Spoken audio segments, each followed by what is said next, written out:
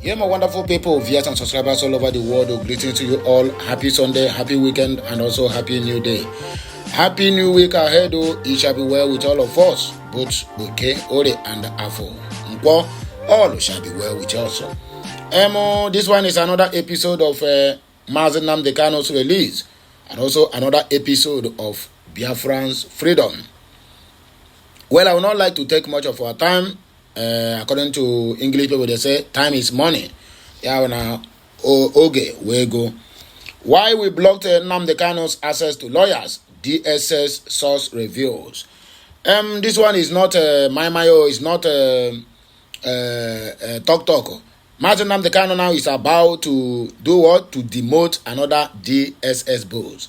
And I still remember the issue of Yusuf Bichi.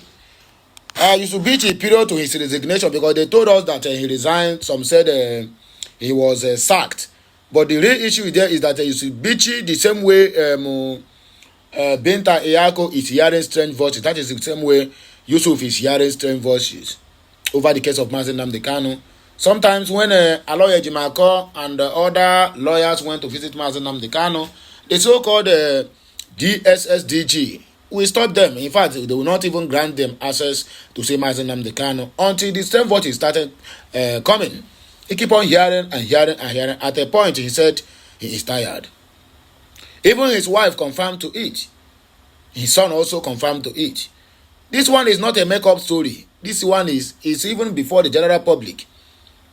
All these ones I'm telling you, go to their X handle. You will find all these messages before Yusuf decide to call it a quit. Now, the so-called Ajayi Adeola, who they just appointed. And I know the reason why they appoint this guy, because this guy is among the DSS who frustrated, what they call him, Masob, in our own land. Then he was working as a DSS director, or whatever they call it, in one of the eastern zone. So he was among those who arrested Owazurike.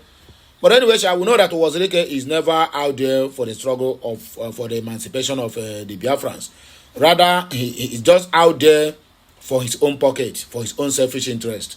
So when the offer came, he grabbed the offer and quickly dropped the massive agitation.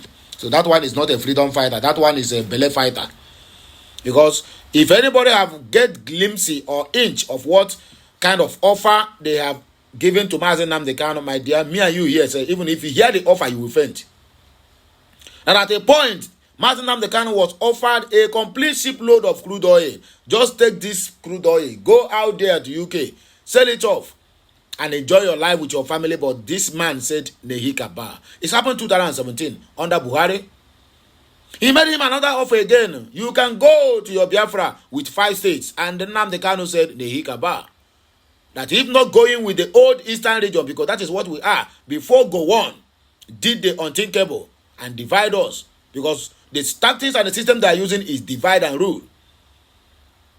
The people who are the southeast, who are the old eastern region before, now when you tell them now, they will tell you they have a south-south. I mean, if there is south-south, why don't they have north-north? Why don't they have a west-west? But only in the southeast, they have southeast and the south-south. Nobody to do with that. But anyway, let us read the news according to the way they write it. But the gospel truth there is that Nnamdi Kanu is about to sack another DSS boss. Take it to the bank. Nami talk Amokute. We get information earlier and we spread it to the general public. If Adeola Ajayi no take time, he will be on the bad record of Tinubu, whether he's a Yoruba man or not. Because Tinubu can wake up tomorrow and tell you your services are not needed anymore. He will push you out. Nkiru Hanenye, what did they call him? The Minister of Women Affairs. The woman have been doing amazingly well. Despite the fact that she is stubborn, she is arrogant, she speaks anyhow. But she has been working assiduously, amazingly well. But what God for her sack? Nobody knows. Maybe she refused to share her pekus. Anyway, my wonderful people, now we go test out our news. I beg, like, share, comment, and make sure you subscribe to my channel for more interesting videos coming your way. My name is Suleiman Amandia Neze, reporting live from the platform of Okute Daily Talk. Adeola Ajayi, the DSSDG, Very soon, you will start to hear the strong voices. My dear, anyone who is contending with the gods of Biafra is wasting his or her time, because you are going to see the one who pass Biachi. Bad roads, so how can you be telling us there is no resources? National Assembly blast Tinubu's minister, David Umahi. Protests don erupt in Enugu over alleged police killing of musician Igbo Jaja.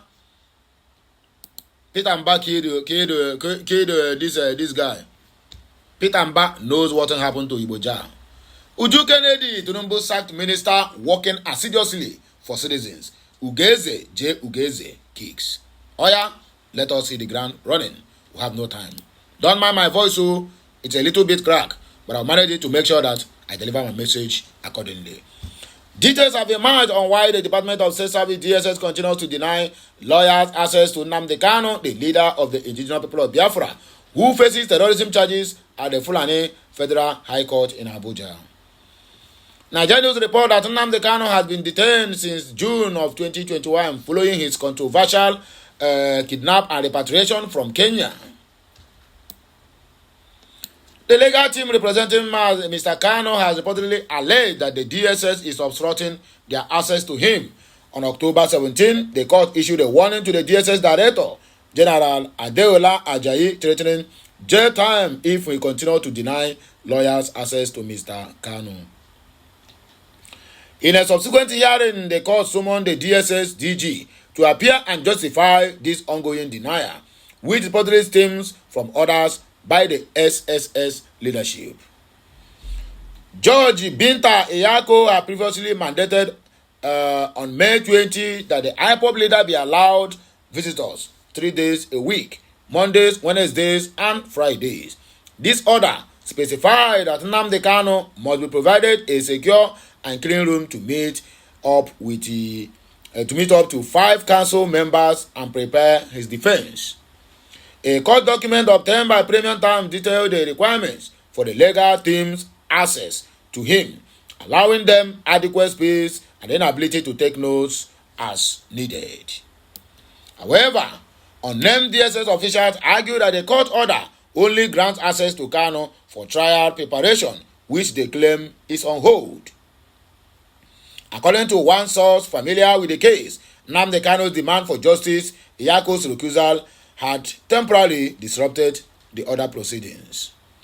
Although Justice Iyako has since resumed handling the case, no date has been set to restart the trial, leading to DSS to assert that access is only warranted once the trial is officially back underway.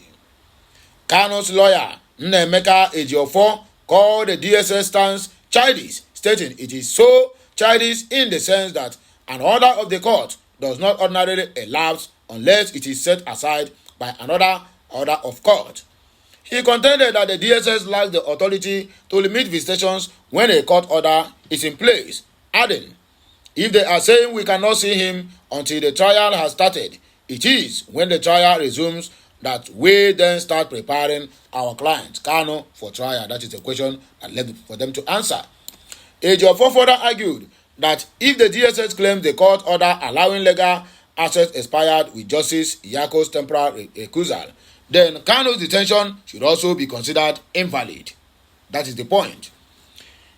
If therefore means that Nnamdi Kanu has no business being in SSS detention, it also means that his further detention at the DSS facility is illegal because the order has expired according to the SSS, he asserted. Bad roads, how can you tell us there's no resources? National Assembly blasts Tinubu's minister, David Umahi. Members of the House of Representatives as Land Minister of Works, David Umahi, over the deteriorating road network in the country. Nigerian news report that the Green Chamber expressed worry at a House hearing in which the Ministry's Director of Bridges, Bede Obiora, who represented Umahi, blamed funding constraints for the bad condition of roads in the country. However, the lawmaker representing Ibarapa and the Ido Federal Constituency in Oyo State, Aderemi Oseni, countered the defense put up by the minister, stating he is unconcerned about fixing Nigerian roads. He said the minister's argument that there are no resources does not stand, as the ministry was awarding more road contracts, certain that Umahi had no plan for the nation. The lawmaker further questioned the benchmark used for Umahi's appraisal to remain as minister. He said, "We are not here for you to tell us what you already knew in an area of resources. So if you are telling us the reason you have failed in fixing our rural infrastructures is because of resources, don't let me take you up there, because you concentrated your resources as a minister on less priority issues. Don't discuss resources. I say this again. Again, all the roads we have across the country have failed. If you are addressing these existing roads with the resources that you have, sir, Honorable Minister, we wouldn't be doing what I am doing now. Don't discuss resources. I say it again. You came here last year and got 300 billion naira supplementary budget approval. Don't raise my emotions. I am worried that you are not concerned about fixing Nigerian roads. We are not here for the business of whether you don't want to do the job or you want to do the job. Stop telling us you are awarding roads. We don't want you to be awarding roads that you are not ready to do. How can you be telling us there is no resources? What happens to the 300 billion naira just a couple of years ago? In less than 1 minute, everything that everybody has said is a clue that you have no plan for us as a nation. You have no plan for us as a nation. I was wondering what was used as a benchmark for your appraisal. Protests erupt in Enugu over alleged killing of Igbo musician Igbo Jaja.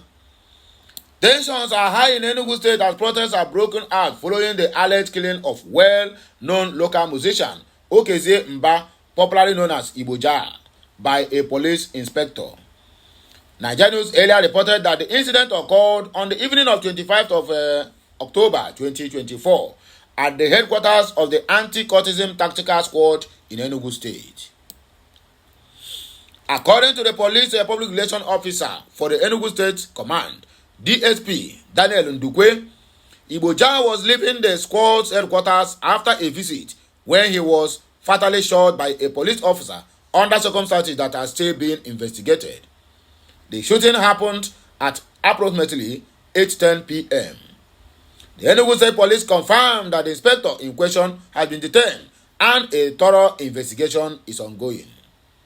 According to Sahara reporters, the protests have escalated, with hundreds of outraged residents marching to the anti-cult unit headquarters, attempting to set it on fire.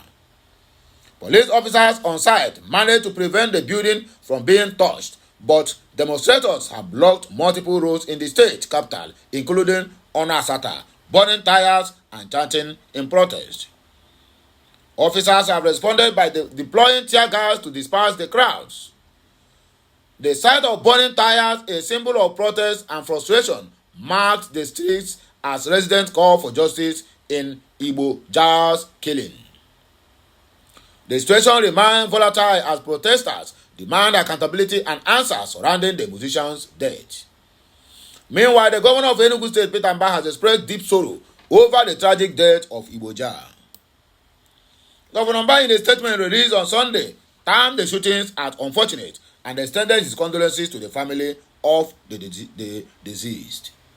The last but not the least, Uju Kennedy, Tinubu sacked minister working assiduously for the citizens. Ugeze J. Ugeze kicks. Nollywood actor Ugeze J. Ugeze has kicked against Uju Kennedy Ohanenye's sack as Minister of Women Affairs. Nigeria News record that Bola Ahmed Tinubu terminated her appointment on Wednesday, October 23, alongside 5 other ministers in his cabinet. In a post via his Instagram page, Ugeze frowned over Kennedy Ohanenye's sack, stating the former minister was working assiduously for citizens to fuel the renewed hope of Tinubu's administration.